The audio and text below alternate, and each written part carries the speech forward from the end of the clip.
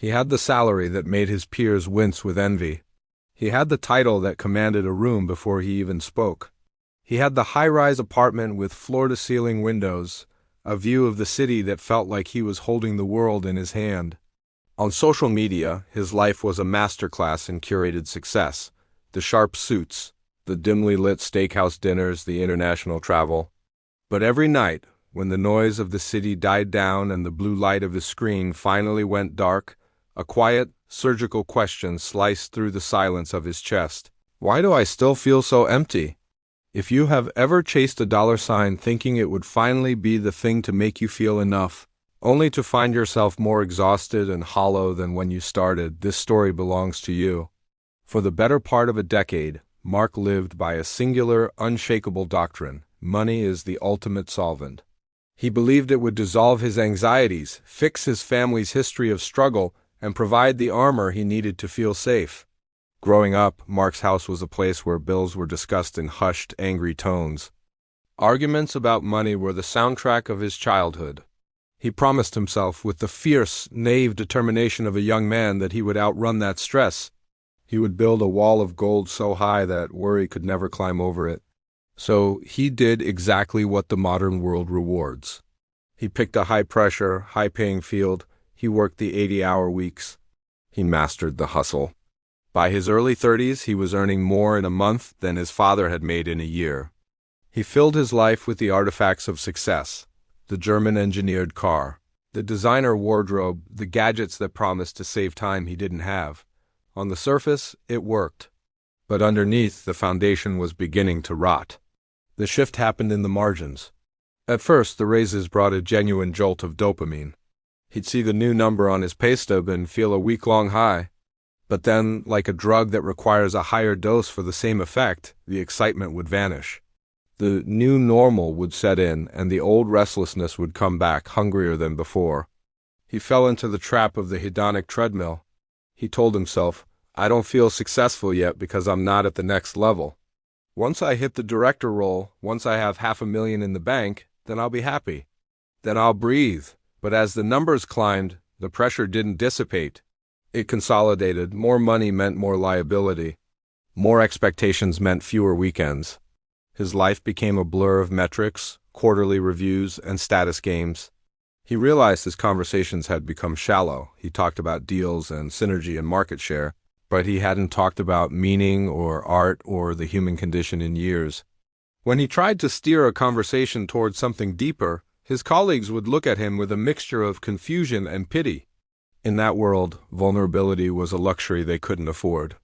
It became easier to just keep working than to ask the terrifying question, "Am I climbing a ladder that is leaning against the wrong wall?" The golden cage became more expensive to maintain every year.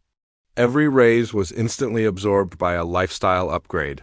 A better apartment required a better neighborhood, which required better clothes, which required more expensive hobbies.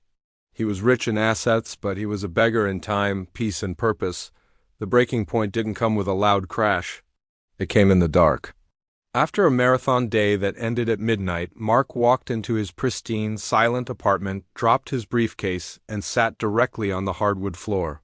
He didn't even turn on the lights.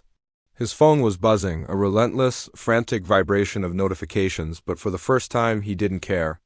He stared at the city lights through his window and realized a devastating truth. He couldn't remember the last time he had laughed until his ribs hurt. He couldn't remember the last time he had created something just for the sake of beauty, with no ROI attached. He was surrounded by things, yet he felt like he was starving. "If money is supposed to make me feel secure," he whispered to the empty room, "why do I feel more anxious now than when I had nothing?" He tallied the cost of his success, the family reunions he missed for emergency board meetings, the friendships that had withered because he was always on a call, the creative spark he had traded for a spreadsheet. He remembered the younger version of himself, the kid who wanted to solve problems and make a dent in the world. That kid hadn't wanted a view of the city. He had wanted to help the people in it. The next morning, the world looked different. The dangerous question was out in the open. What if chasing money has been the wrong why all along? Mark began to look for an exit strategy, but not necessarily from his job, from his mindset. He began researching the psychology of fulfillment. He looked at the data. In the United States, once a household hits a certain income threshold, roughly $75,000 to $100,000 depending on the cost of living, the correlation between additional money and daily happiness essentially flattens out. He found stories of people who had performed the great pivot. Some left high finance to teach. Others stayed in their high-powered roles but shifted their focus entirely toward mentorship and impact. The pattern was clear. Money is a magnificent servant, but a tyrannical master. When money was the goal, the finish line was always 5 miles away. But when meaning was the goal, the reward was available in the present moment. Mark took a blank notebook and wrote one question at the top.